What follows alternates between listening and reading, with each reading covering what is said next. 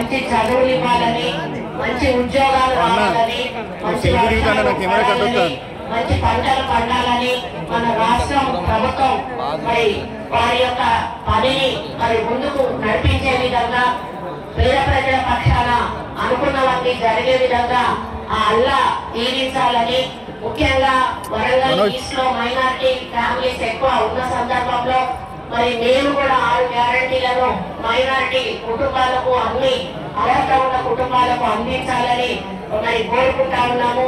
అదేవిధంగా 6 గ్యారంటీల్లో 2500 రూపాయలది ration cards కూడా ఇంటిని ఇల్లు కట్టే కార్యక్రమం త్వరలోనే మరి సర్వే జరిపించి అవి కూడా అమలు చేయడానికి ప్రభుత్వం ముందుకు రాబోతోంది అని కూడా తెలియజేసుకుంటా ఉన్నాము. మరి 4% రిజర్వేషన్ ఆ రోజు రాజశేఖర రెడ్డి గారు ఇచ్చిన సందర్భంలో ఈ రోజు మన మైనారిటీ ఫ్యామిలీస్ లలో ఎంతో మంది పెద్ద పెద్ద చదువులు చదువుతున్న సందర్భంలో మరి వేరే పార్టీ వాళ్ళు మేము రిజర్వేషన్ రద్దు చేస్తాము అని చెప్పినప్పుడు మైనారిటీ సోదరులందరూ కూడా కాంగ్రెస్ పక్షాన నిలబడి మన ఎంపీ కావ్య గారిని గెలిపించినందుకు అందరికీ కూడా ధన్యవాదాలు తెలియజేస్తా ఉన్నాను.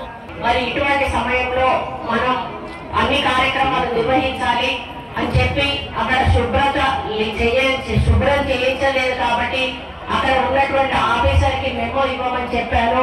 మరి ఇటువంటి కార్యక్రమాలు ఎక్కడ కూడా మేము కాంప్రమైజ్ అయ్యేది లేదు. అదేవిధంగా ఎల్బీ నగర్ ఈద్గా డెవలప్మెంట్ అడిగారు, అదేవిధంగా మట్టివాడ ఈద్గా డెవలప్మెంట్ అడిగారు. ఈ ఈద్గా డెవలప్మెంట్ కూడా కావాల్సిన అవసరం ఉంది. ఇవన్నీ కూడా రేపు ఇంజనీరింగ్ వాళ్ళని పంపించి మొత్తం ఎస్టిమేషన్ చేయించమని చెప్పి కూడా నేను కమిషనర్ గారికి చెప్పాను. వారు వచ్చి ఈ కమిటీ వాళ్ళని కలుస్తారు, మీకు ఏమేమి కావాలో ఎస్టిమేషన్ చేయించండి. ఈ రోజు మనం కార్పొరేషన్ నుంచి ఏ ఫండ్స్ అయితే తీసుకోగలుగుతామో ఆ ఫండ్స్ తీసుకుని మరి వాటిని ఇక్కడే శాంక్షన్ చేయడం జరుగుతుంది. ఇంకా ఏమైనా అవసరం ఉంటే మనం రేవంత్ రెడ్డి గారి దృష్టికి తీసుకెళ్లి మరి అక్కడ కూడా ఫండ్స్ తీసుకొస్తాము. మరి మన ముఖ్యమంత్రి గారు వర్గాన్ని ప్రత్యేక దృష్టితో చూస్తూ ఇక్కడ అభివృద్ధి విషయంలో ఎక్కడ కూడా వెనుకడుగు ఇచ్చేది లేదు అని చెప్పారు. కాబట్టి వారు తప్పకుండా మైనారిటీ సమస్యల మీద పాజిటివ్ గా స్పందించి మరి మీ సమస్యలను పరిష్కరిస్తారు.